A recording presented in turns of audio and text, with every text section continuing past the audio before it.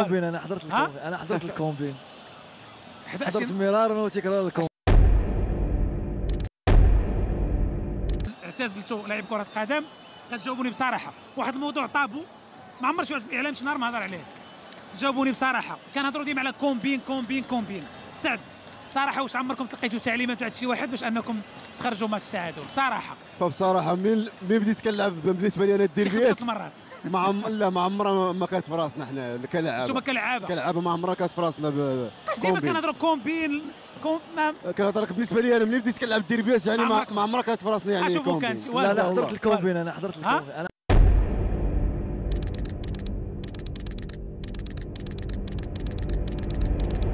الكومبين حضرت مرارا وتكرار الكومبين. شنو هو الكومبين اللي حضرتي ليه؟ هو كتكون كتفقوا شي واحد كيعيط لكم ويقول لكم تعادل؟ لا ماشي كيعيط لنا، سراجاتنا حنا تعليمات من بين اللعابه بعضياتنا.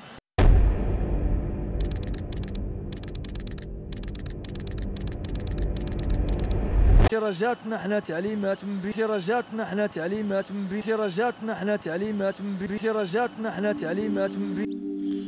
طالما وصف الديربي بالأفضل إفريقيا وعربيا، وطالما وصف بالأمتع والأجمل، وطالما انتظرناه بشغف وترقب، لكن اليوم افتضحت أسراره وكشفت خباياه واتضح أنه لا يستحق التصنيف. فمباريات عديدة انتهت بالتعادل وأخرى بفوز فارق في الذهاب والآخر في الإياب، معتقدين أن هناك تنافسية وندية بقدر ما هو ديربي مغشوش بلاعبين لا أخلاق ولا ضمير لهم، ومسؤولين همهم المال والتلاعب بمشاعر الجماهير، هذه الأخيرة التي تلغي كل المواعيد وتشيد الشعارات وتقدم صورا لجمهور مظلوم لا ذنب له سوى عشقه لكرة القدم. ومع كامل الأسف سقطت في المغرب بين يدي أناس لا يعرفون معنى اللعبة ولا بقوانينها، فقد جعلوها تجارة من أجل أهدافهم، وكل من حاول فتح خططهم فمصيره الإبعاد والطرد من المجموعة وليست الجامعة. لو كان لدينا 10 من أمثال بدو الزكي لأصبحنا ننافس على العالمية لا على العربية. صور الديربي الأخير كشفت بالملموس تلاعب التحكيم، قالها مصطفى خالف هناك تلاعب، فهناك تعليمات توجه طبعا للحكام وللاعبين من طرف أشخاص قد يعرفهم جيدا فتحي جمال الذي رفض تدريب الرجاء وتدريب الجيش، وكذا بدو الزكي وسعيد الخيضر ومصطفى مديح، واللائحة طويلة. فهم من تعاقدوا مع أوري ميشيل، وهم من تعاقدوا مع روجر لومير وجاءوا بكاسبارزاك وأتوا بإيريغاريتس، فالخلل لا يزال داخل الجامعة، وليس الرئيس هو من يجب تغييره بل أشباح تعمل ولا تظهر.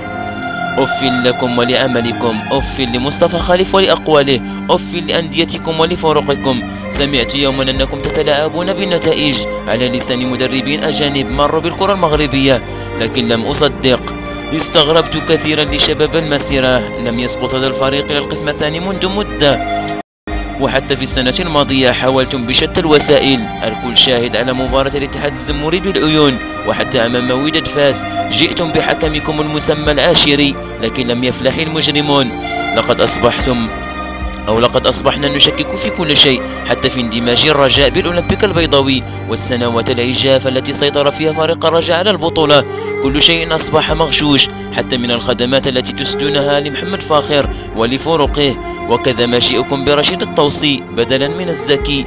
هو نفسه قال كنت أعرف أني سأدرب الأسود منذ مجيئي للجيش، وأدخلتمونا في مسرحية تحت عنوان اختيار المدرب، كلها أشياء مصطنعة. كفاكم كفى من الاصطناع، فالشعب المغربي واعي بما تفعلون وعارف بخباياكم، فبالله عليكم أن تتركوا من يريد أن يسدي خدمة لهذا الوطن الحبيب، فالمغرب هو للمغاربة لا لك أنت من يتلاعب بمشاعرهم ولا لمن يريد مصلحته فقط. لكن هيهات هيهات ما من أذن ستسمع، وما من عقل سيفهم، وما من بطن سيشبع، لكن أملنا في الله سبحانه وتعالى أن يفشل كل خططهم ويجعل كيدهم في نحورهم. هو القادر على كل شيء. بقلب مكلوم وبعين دامعة وبحزن شديد أبكيك يا ديربي، بشعار الله الوطن الملك أختم قولي.